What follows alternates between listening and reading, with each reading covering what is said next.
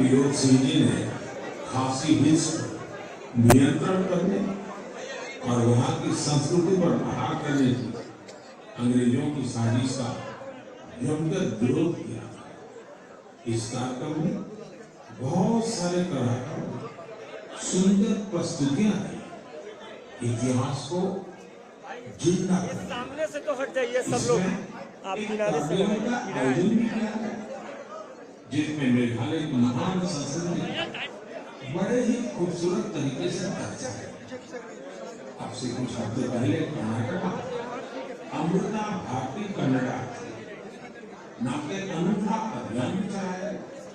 इसमें राज्य की 75 जगहों आजादी के अमृत महोत्सव से जुड़े बड़े आयोजित।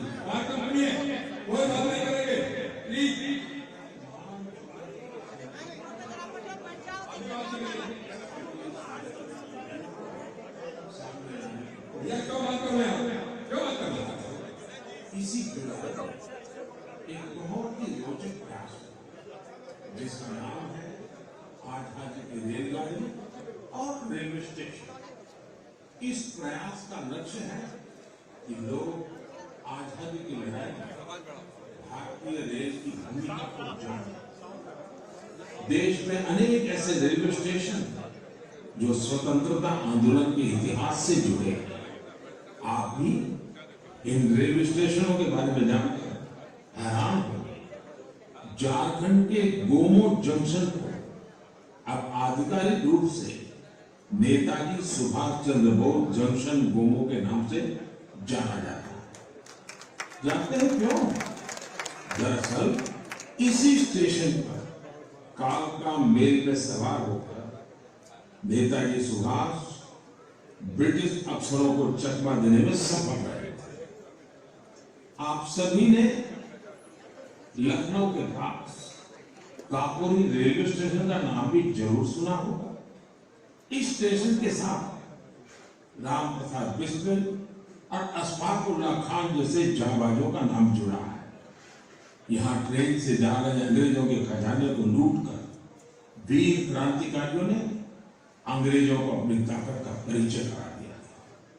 आप जब कभी तमिलनाडु के लोगों से बात करेंगे तो आपको थुथुकुडी जिले के वांची मणियाची जंक्शन के बारे में जानने को मिलेगा।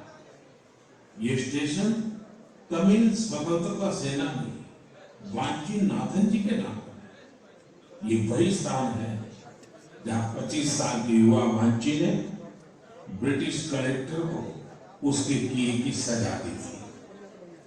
साथियों, ये लिस्ट काफी लंबी है।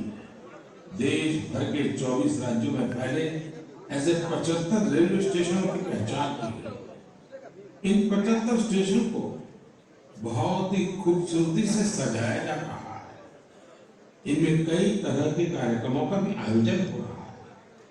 आपको भी समय निकालकर अपने पास के ऐसे ऐतिहासिक स्टेशन पर जरूर जाना चाहिए।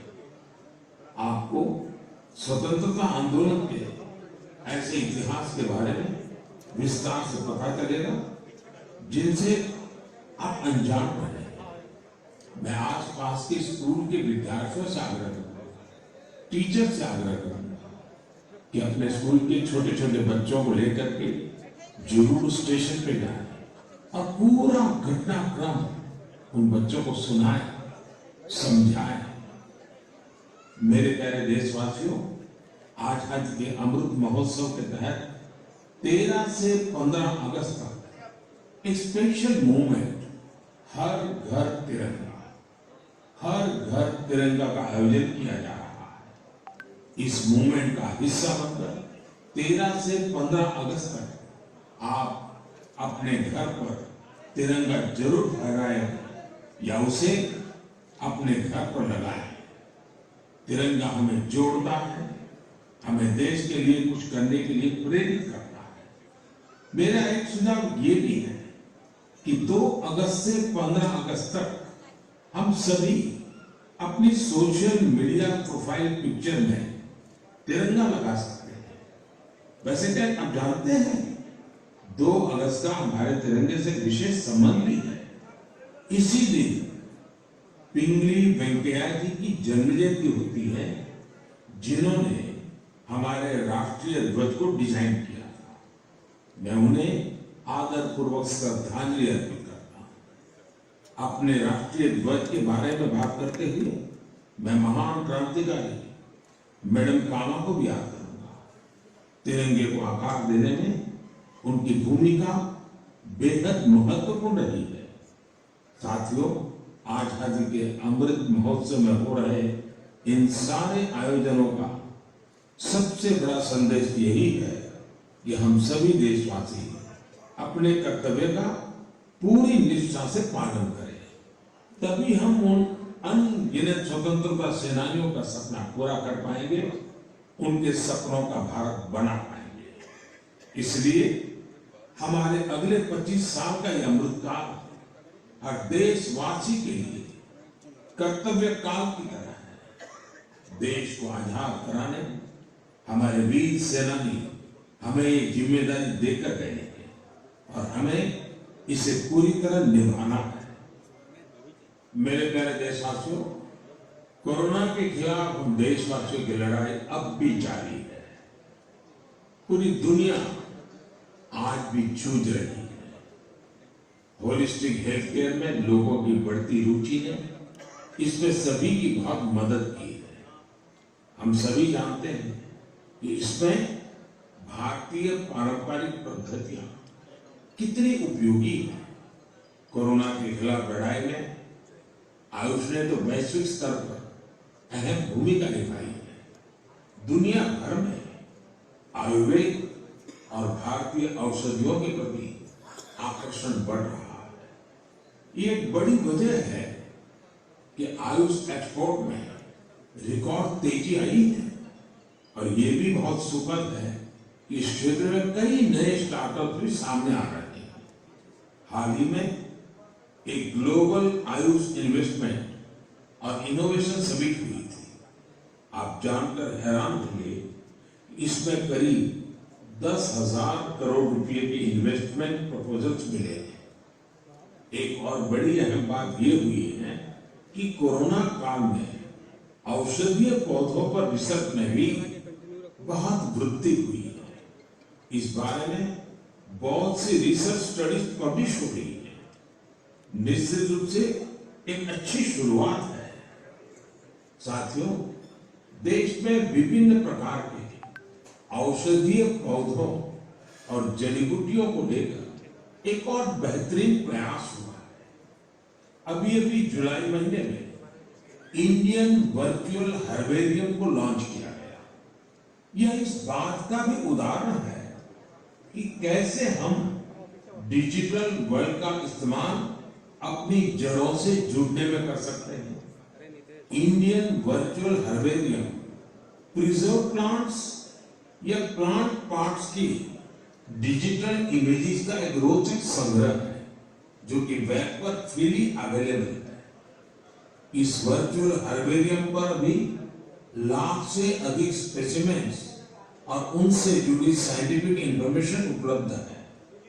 वर्चुअल हर्बेरियम में भारत की बॉटनिकल डाइवर्सिटी की समृद्ध तस्वीर भी दिखाई देती है। मुझे विश्वास है इंडियन वर्चुअल हर्बेरियम भारतीय वनस्पतियों पर रिसर्च के लिए एक इंपॉर्टेंट रिसोर्स बनेगा।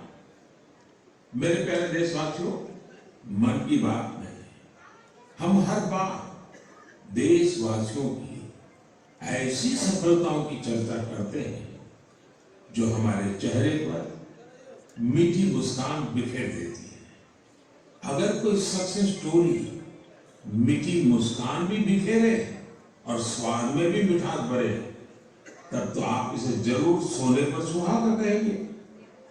हमारे किसान इन दिनों शहद के उत्पादन में ऐसा ही कमाल कर रहे हैं। शहद की मिठास हमारे किसानों का जीवन भी बदल रही है, उनकी आय भी बढ़ा रही है। हरियाणा में यमुनानगर में एक मधुमक्खी पालक साथी रहते हैं, सुभाष कंबोज जी। सुभाष जी ने वैज्ञानिक तरीके से मधुमक्खी पालन का प्रशिक्षण लिया। इसके बाद उन्होंने केवल 6 बॉक्स के साथ अपना काम शुरू किया था। आज वो करीब 2000 बॉक्सेस में मधुमक्खी पालन कर रहे हैं। उनका शहद कई राज्यों में सप्लाई होता है। जम्मू के पल्ली गांव में विनोद कुमार जी भी 1500 से ज्यादा कॉलोनियों में मधुमक्खी पालन कर रहे हैं। उन्होंने पिछले साल रानी मक्खी पालन का प्रशिक्षण लिया है। इस काम से वो सालाना 15 से 20 लाख रुपए कमा रहे हैं। कर्नाटका के एक और किसान है मधुकेश्वर हेगड़े जी। मधुकेश्वर जी ने बताया कि उन्होंने भारत सरकार से 50 मधुमक्खी कॉलोनियों के लिए सब्सिडी दी थी। आज उनके पास 800 से ज्यादा कॉलोनियां हैं और वो कई टन शहद बेचते हैं। उन्होंने अपने काम में इनोवेशन किया और वो जामुन शहद, तुलसी शहद, आंवला शहद जैसे वानस्पतिक शहद भी बना रहे हैं। मधुकेश्वर जी, मधु उत्पादन में आपके इनोवेशन और सफलता आपके नाम को भी सार्थक करती है। साथियों, आप सब जानते हैं कि शहद को हमारे पारंपरिक स्वास्थ्य विज्ञान में कितना महत्व दिया गया है। आयुर्वेद ग्रंथों में तो शहद को अमृत बताया गया है। शहद न केवल हमें स्वाद देता है बल्कि आरोग्य भी देता है। शहद उत्पादन में आज इतनी अधिक संभावनाएं हैं कि प्रोफेशनल पढ़ाई करने वाले युवा भी इसे अपना स्वरोजगार बना रहे हैं। ऐसे ही एक युवा है यूपी में गोरखपुर के निमित सिंह। निमित जी ने बीटेक किया है। उनके पिता भी डॉक्टर हैं, लेकिन पढ़ाई के बाद नौकरी की जगह निमित जी ने स्वरोजगार का फैसला लिया। उन्होंने शहद उत्पादन का काम शुरू किया। क्वालिटी चेक के लिए लखनऊ में अपने लैब भी खुलवाई। निमित जी अब शहद और बी वैक्स से अच्छी कमाई कर रहे हैं और अलग अलग राज्यों में जाकर किसानों को प्रशिक्षित भी कर रहे हैं। ऐसे युवाओं की मेहनत से ही आज देश इतना बड़ा शहद उत्पादक बन रहा है। आपको जानकर खुशी होगी कि देश से शहद का निर्यात भी बढ़ गया है। देश ने national beekeeping and honey mission जैसे अभियान चलाए। किसानों ने पूरा परिश्रम किया और हमारे शहद की मिठास दुनिया तक पहुंचने लगी। अभी इस क्षेत्र में और भी बड़ी संभावनाएं मौजूद है। मैं चाहूंगा कि हमारे युवा इन अवसरों से जुड़कर उनका लाभ लें और नई संभावनाओं को साकार करें। मेरे प्यारे देशवासियों, मुझे हिमाचल प्रदेश से मन की बात के एक श्रोता श्रीमान आशीष बहल जी का एक पत्र मिला है। उन्होंने अपने पत्र में चंबा के मिंजर मेले का जिक्र किया है। दरअसल मिंजर मक्के के फूलों को कहते हैं। जब मक्के में मिंजर आते हैं तो मिंजर मेला भी मनाया जाता है और इस मेले में देश भर के पर्यटक दूर दूर से हिस्सा लेने के लिए आते हैं। संयोग से मिंजर मेला इस समय चल भी रहा है। आप अगर हिमाचल घूमने गए हुए हैं तो इस मेले को देखने चंबा जा सकते हैं। चंबा तो इतना खूबसूरत है कि यहाँ के लोक गीतों में बार बार कहा जाता है, चंबे एक दिन ओना कने महीना रहना। यानी जो लोग एक दिन के लिए चंबा आते हैं वे इसकी खूबसूरती देखकर महीने भर यहां रह जाते हैं। साथियों, हमारे देश में मेलों का भी बड़ा सांस्कृतिक महत्व रहा है। मेले जन मन दोनों को जोड़ते हैं। हिमाचल में वर्षा के बाद जब खरीफ की फसलें पकती है, तब सितंबर में शिमला, मंडी, कुल्लू और सोलन में सैली या शहर भी मनाया जाता है। सितंबर में ही जागरा भी आने वाला है। जागरा के मेलों में महासू देवता का आह्वान करके बीसू गीत गाए जाते हैं। महासू देवता का ये जागर हिमाचल में शिमला, इंदौर और सिरमौर के साथ साथ उत्तराखंड में भी होता है। साथियों, हमारे देश में अलग अलग राज्यों में आदिवासी समाज के भी कई पारंपरिक मेले होते हैं। इनमें से कुछ मेले आदिवासी संस्कृति से जुड़े हैं, तो कुछ का आयोजन आदिवासी इतिहास और विरासत से जुड़ा है। जैसे कि आपको अगर मौका मिले तो तेलंगाना के मेडारम का 4 दिवसीय समक्का सरलम्मा यात्रा मेला देखने जरूर जाइए। इस मेले को तेलंगाना का महाकुंभ कहा जाता है। सरलम्मा यात्रा मेला 2 आदिवासी महिला नायिका समक्का और सरलम्मा के सम्मान में मनाया जाता है। एक तेलंगाना ही नहीं बल्कि छत्तीसगढ़, महाराष्ट्र और आंध्र प्रदेश के कोया आदिवासी समुदाय के लिए आस्था का बड़ा केंद्र है। आंध्र प्रदेश में मारीदम्मा का मेला भी आदिवासी समाज की मान्यताओं से जुड़ा बड़ा मेला है। मारीदम्मा मेला ज्येष्ठ अमावस्या से आषाढ़ अमावस्या तक चलता है और यहाँ का आदिवासी समाज इसे शक्ति उपासना के साथ जोड़ता है। यही पूर्वी गोदावरी के पेट्टापुरम में मरीदम्मा मंदिर भी है। इसी तरह राजस्थान में गरासिया जनजाति के लोग वैशाख शुक्ल चतुर्दशी को सियावा का मेला या मनखाओ मेला का आयोजन करते हैं। छत्तीसगढ़ में बस्तर के नारायणपुर का मावली मेला भी बहुत खास होता है। पास ही मध्य प्रदेश का भगोरिया मेला भी खूब प्रसिद्ध है। कहते हैं कि भगोरिया मेले की शुरुआत राजा भोज के समय में हुई।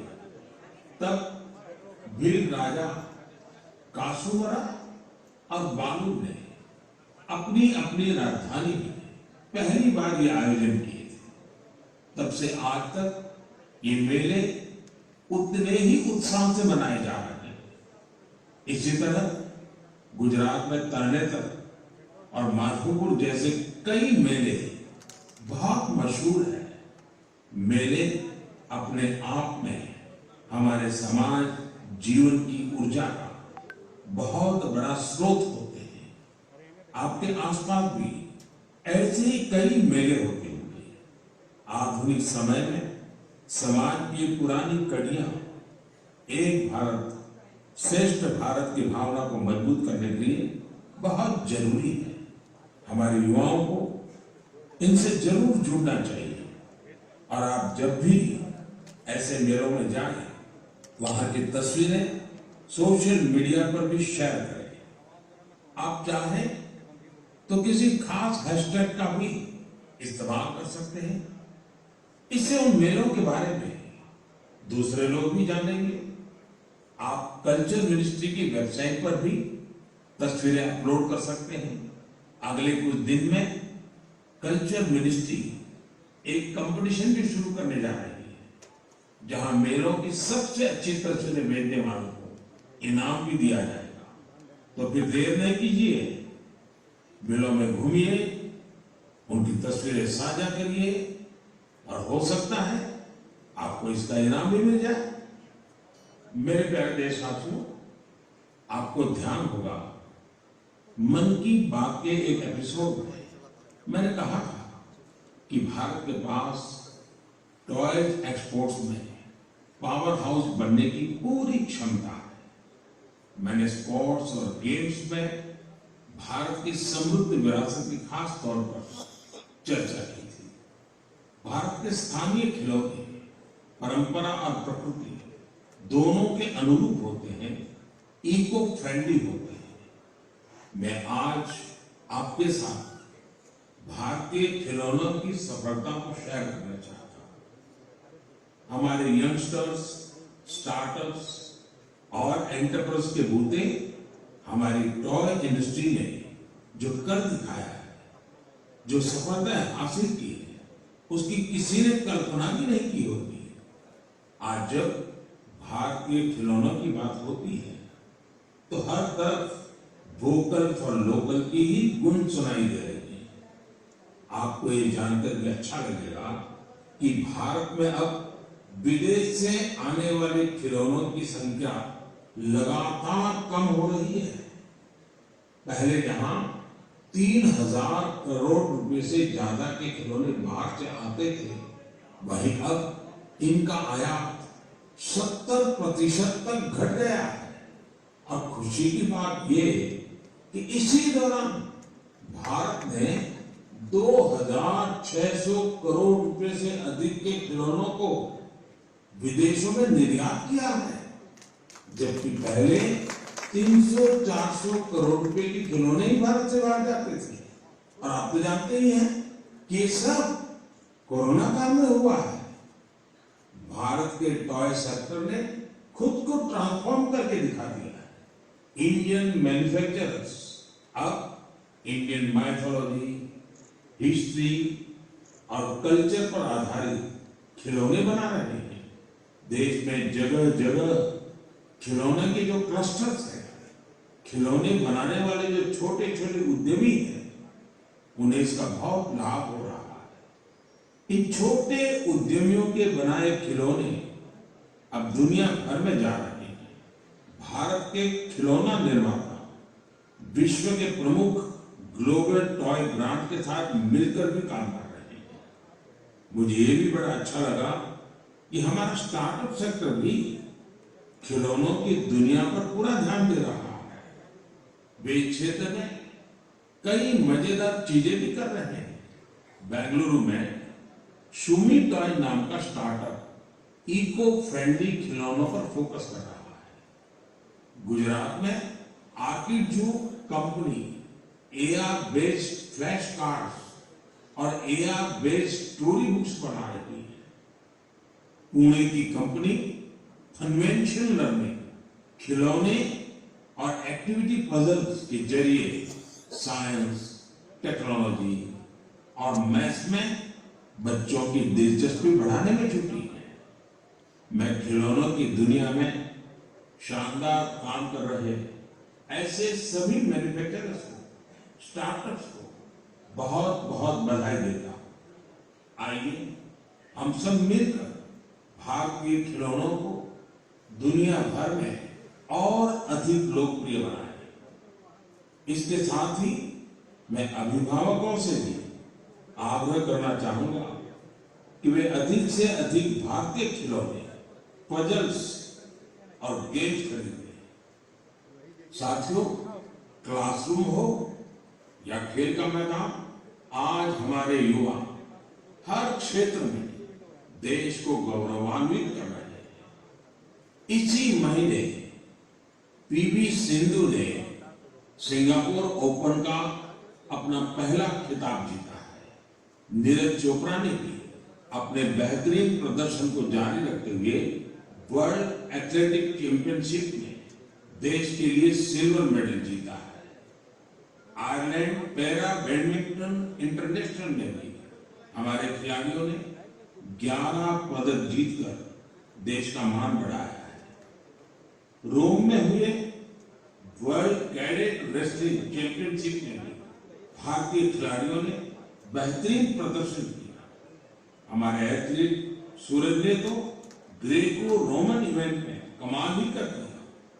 उन्होंने 32 साल के लंबे अंतराल के बाद इस इवेंट में रेसलिंग का गोल्ड मेडल जीता है।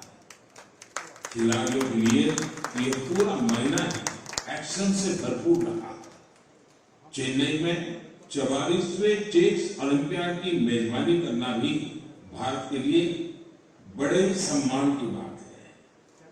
28 जुलाई को ही इस टूर्नामेंट का शुभारंभ हुआ है और मुझे इसकी ओपनिंग सेरेमनी में शामिल होने का सौभाग्य मिला। उसी दिन यूके में कॉमनवेल्थ गेम्स की भी शुरुआत हुई। युवा जोश से भरा भारतीय दल वहां देश को रिप्रेजेंट कर रहा है। मैं सभी खिलाड़ियों और एथलीट्स को देशवासियों की ओर से शुभकामनाएं देता हूं। मुझे इस बात की भी खुशी है कि Bharat FIFA under 17 women's world cup उसकी भी मेजबानी करने जा रहा है। यह टूर्नामेंट अक्टूबर के आसपास होगा, जो खेलों के प्रति देश की बेटियों का उत्साह बढ़ाएगा। साथियों, कुछ दिन पहले ही देश भर में 10वीं और 12वीं कक्षा के परिणाम भी घोषित हुए। मैं उन सभी स्टूडेंट्स को बधाई देता हूं जिन्होंने अपने कठिन परिश्रम और लगन से सफलता अर्जित की है। महामारी के चलते पिछले 2 साल बेहद चुनौतीपूर्ण रहे हैं। इन परिस्थितियों में भी हमारे युवाओं ने जिस साहस और संयम का परिचय दिया वह अत्यंत सराहनीय है। मैं सभी के सुनहरे भविष्य की कामना करता हूं। मेरे प्यारे देशवासियों, आज हमने आजादी के 75 साल पर देश की यात्रा के साथ अपनी चर्चा शुरू की थी। अगली बार जब हम मिलेंगे तब हमारे अगले 25 साल की यात्रा भी शुरू हो चुकी है। अपने घर और अपनों के घर पर हमारा प्यारा तिरंगा फहरे, इसके लिए हम सबको जुटना है। आपने इस बार स्वतंत्रता दिवस को कैसे मनाया? क्या कुछ खास किया? ये भी मुझसे जरूर साझा करिएगा। अगली बार हम अपने इस अमृत पर्व के अलग अलग रंगों पर फिर से बात करेंगे। तब तक के लिए मुझे आज्ञा दीजिए। बहुत बहुत धन्यवाद।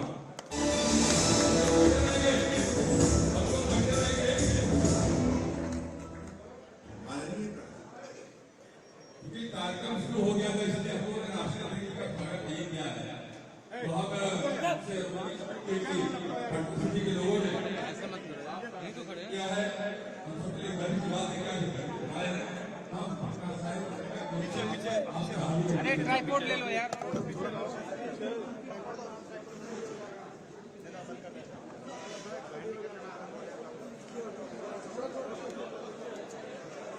एक मिनट आप खेलिए मत, इधर को खेलिएगा नहीं।